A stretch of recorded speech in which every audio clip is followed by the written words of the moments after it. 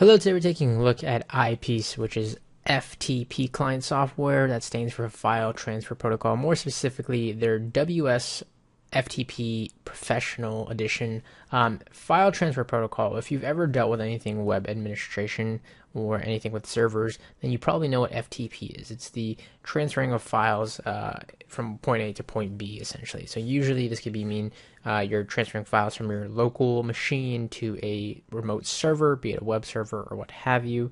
And FTP, very common use, and there's a lot of apps out there that will allow you to transfer files from a local machine to a server. However, with WS FTP, you can do this safely, securely, and they have a lot of great features built into it. So let's go ahead and take a look at the app here. So here's the main interface, and like I said, with most FTP apps, it's a standard, here's an app for you to transfer files to your server. But what differentiates WS FTP is the end-to-end encryption, so it offers end-to-end encryption when you're transferring those files, so you know that they're safe and secure, and they have a lot of great tools in their interface built in here. So first and foremost, you have this two-pane view.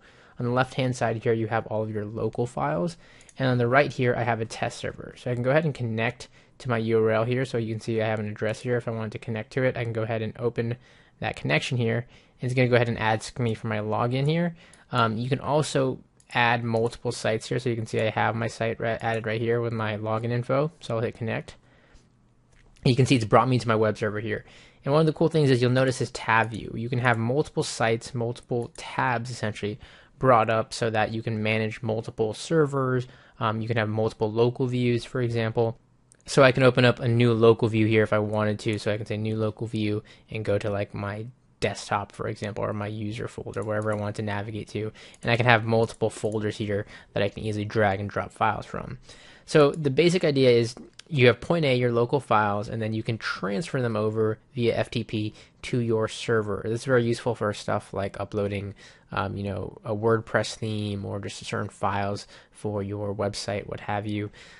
So for example, let's say I want to transfer this MP3. I simply take it and I can drag it over, release, and you'll see here in the information window down below, I can see the status of that transfer. So I can see the progress it's uploading here, the rate it's uploading, and how much time's left.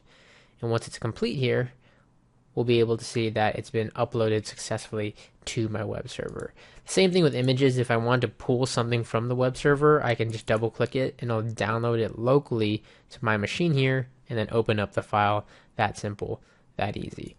Again, navigating throughout your local files is super easy. You can easily just kind of jump into folders here as you see fit.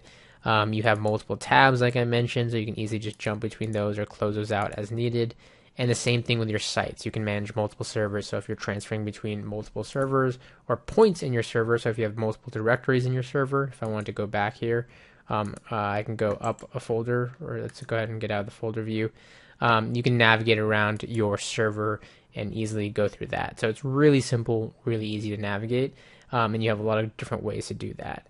Now, beyond just those basic features, you have a lot of other great options here. Like I said, you can manage multiple sites. You can easily go into your options here to go see more of the general settings. So things like your general stuff that you want to assign here, your SSL, SSH client keys. This is really important for securely transferring those files, since a lot of times you are uploading stuff to a web server and that can be very sensitive information. You can add stuff like SSL certificates, SSH keys, OpenPGP, and the type of encryption that is activated when you do these ciphers type things here. Other stuff like you can have logging here, firewall settings, email notifications, so you can even set up so that you get emailed based on specific notifications here. Really, just a ton of settings for you to go ahead and come through. Another thing I want to mention here, if you go into your tools, you have the option to do things like batch mode, which allows you to upload, obviously, like a batch amount of files. So a lot of times when you're dealing with server files, you might be uploading like hundreds or even thousands of files. Batch mode is really important to look into. Like I talked about earlier, OpenPGP, which allows for pretty good privacy to encrypt your files, is also another really important thing to look at. And then lastly here, you have compression mode, and this is one of the things I want to really demo here. What this allows you to do is it will zip your files. So let's say, again, you're transferring a lot of files or maybe just big files in general. That could take a while to upload to the server. With compression mode on, you'll see you get this little notification or this icon right here. When I now go to a file, so let's go ahead and Let's go ahead and connect to this. Open up my main folder here. We'll go back here, and let's take a file like this MP3 right here. When I transfer it over, you'll notice that it's gonna go ahead and, let's go ahead and stop that process. You can pause your transfers right here if you want, so you can see I can pause it before it's finished. I can choose to skip it or overwrite it. In this case, I'm just gonna delete it. I'm gonna go ahead and re-enable compression mode now, and you'll see when I transfer that file, instead of just transferring the file itself, what it's going to do is it's going to zip the file. So this could be done with one file, or it can be done with multiple files.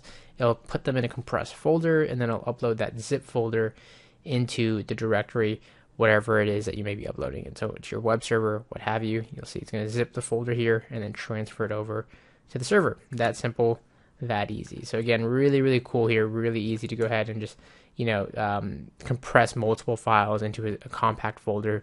That way, when it gets on the web server end, it's much more condensed and it's not like a big file taking up a lot of space. So beyond that, you have all sorts of other tools here. Like I mentioned, you have the ability to set like operations after transfers. If you want it to like close or shut down your computer after a big transfer is done, you have things like the ability to set schedulers, so you can actually add tasks here to your scheduler utility. So you can set transfer times when it transfers like multiple files, daily, weekly, whatever frequency you want to set. There's just a lot of great automation tools built into WS FTP as well. So it's more than your average FTP client. It does more than just transferring files from point A to point B. It gives you a lot of options, gives you a lot of great security tools in there, and really lets you customize your experience and how you do your web administration or what have you.